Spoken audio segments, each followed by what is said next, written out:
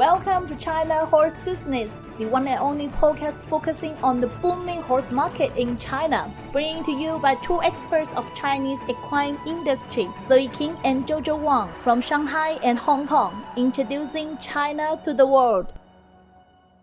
Hi Jojo, how are you doing? I'm doing okay. Shanghai is experiencing temporary lockdown. Really hope the situation can get better soon. But when I'm in lockdown at home, I listen to a lot of podcasts. This makes me think back these 2 COVID years. I have the impression that the podcast programs in Chinese are booming. You are absolutely right, Zoe. According to a report, in 2019, before the COVID, there were less than 2,000 new podcasts produced in the year.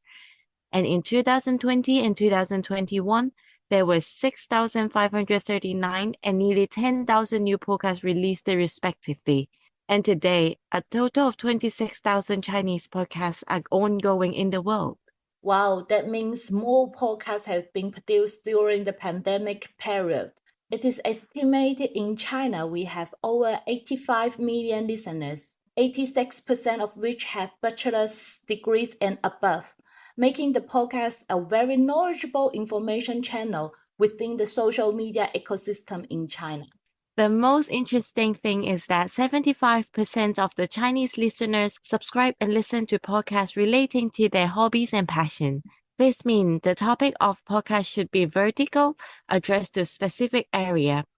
And this also means that listeners are more loyal and attached to the podcast of their choice because they can get knowledge and information dear to them. That's right. No passion is too niche on podcast. You can also exchange with the host and find people who share the same interest with you. Find your own community. True, Zoe. Besides our podcast, China Horse Business, I know you host another 2 podcasts in Chinese too. Yes. One is a podcast where I invite one friend from Equestrian community to have a nice conversation. On the other podcast, I share stories and anecdotes in equestrian world with horse lovers. At the end of last year, I was also invited by Hermes to participate in their new podcast series, Penelope's Pursuits. I spoke on the episode 4, Mystery in Beijing, in English, French, and Chinese versions. Cool, isn't it? And we are excited to announce that we will release a brand new podcast in Chinese this week. So let's give our listener more details in today's China News session. For sure, we are so thrilled to collaborate with the Great British Racing International and produce the new series of podcasts named The Sport of Kings in English, 国王的运动 in Chinese. This podcast is customized for GBRI and dedicated to the promotion of Britain's racing industry in China. The series of podcasts is composed of 7 episodes that will cover every aspect of British racing. We will talk to one guest in each episode to explore one specific topic. For example, in the first episode, we have spoken to Pearl Yao, Asia Pacific representative of Garrett, the Royal Crown Jewelers mandated to create the Gold Cup trophy for Royal Ascot since 1842. Throughout the shared story between Garrett and Royal Ascot, we discovered their profound attachment to the Britain royalty. It was a great episode. We also had a very joyful conversation with Apollo who is a voting member of Hong Kong Jockey Club, former president of Hong Kong Horse Owner Association, an important figure of Hong Kong and international racing world. He shared with us the joy and fun of being a racehorse owner in Hong Kong, but also in UK. Every episode is absolutely exciting to listen to. Listeners will discover the whole British racing industry, starting from its history to its excellency in buy, own, race, breed, and invest. The whole series will be highlighted by the participation of the Honourable Horry Hobbart, CEO of Highclere Thoroughbred Racing and the Royal Ascot Racing Club, and coordinator of the Cartier Racing Award, as well as president of Dynasty Racing Club. The podcast is dedicated to Chinese listeners who are horse owners, professionals, and simply horse lovers. It will be the first episode launched by a foreign racing industrial body in China. GBRI is definitely playing the game and catching the train in China. This podcast series will be released on the Chinese Himalaya podcast platform and all RSS feed podcast channels from Thursday, 31st of March. One episode will be released every Thursday until the 12th of May, covering the spring season of British racing. In particular, the second episode, All About People, will be released on Thursday, the 7th of April, which marks the first day of Long Dog's Grand National 2022. Long Dog's representative in China, Jingjing Cao, is our guest in this episode. We will celebrate Long Dog's Grand National with our Chinese listeners in this episode. I'm excited about it, and I can't wait to get feedback from our Chinese listener on this podcast. Me too. Look forward to it. Excitement aside, let's calm down and introduce an equestrian club in Shenzhen for our China club session today. All right, we are bringing you to Shenzhen Garden Equestrian. This club is part of a 4A level tourism site in Longhua District, Shenzhen City. Therefore, its surface is very vast, covering 30,000 square meters. The club has been recently upgraded and redecorated. There are more than 50 boxes, which provides appropriate boarding environment for imported warm-blood horses.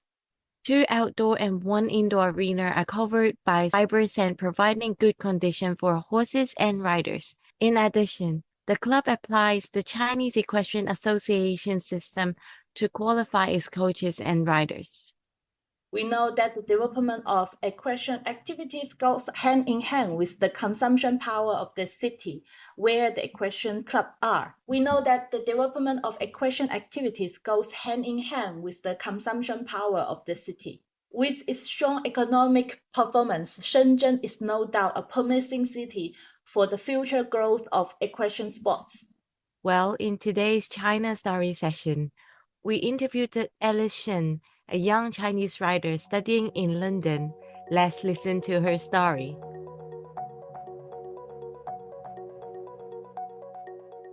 Hello, Alice. How are you doing? Hi, I'm doing good, thank you. Yeah, you are in London now, right? Yes, I'm in London, the first year in London doing my postgraduate studies. Wow, cool. So thank you for coming to our podcast today. I know you when you ride in Beijing. You are very promising Chinese young generation, young riders. And you went to UK 4 years ago to pursue your studies. Now you are studying in London, but I know you continue to ride over there as well. But let's go back to your story. How did you first start to ride in China, in Beijing? So I started to ride at the age of 4, as my dad first started to ride, and he thought the riding club would be a nice place for us to spend our weekends. He then bought a pony for me, and my riding journey begins. Wow, so your dad is definitely the person who influenced you, and he rides as well.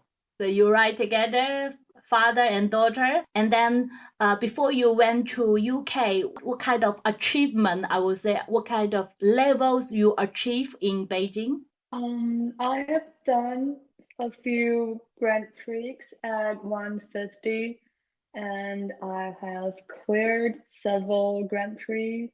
I think the best results might be second place in 150. Nice. You ride for a long time, and you probably may be the first young generation in China practice horse riding. What will you say the most valuable thing that riding has brought to you? For me, riding reflected the relationship between me and my horses. Every one of them has its unique characteristics, and it's their uniqueness that attracted me to keep participating in the sport. Horses have taught me to be patient and responsible. And riding has not brought a singular effect on me, but rather a multi-level development.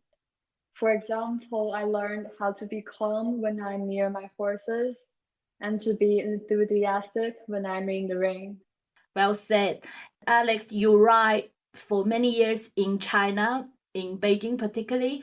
I know you have a lot of friends. You guys ride together, you guys compete together, so you know them very well.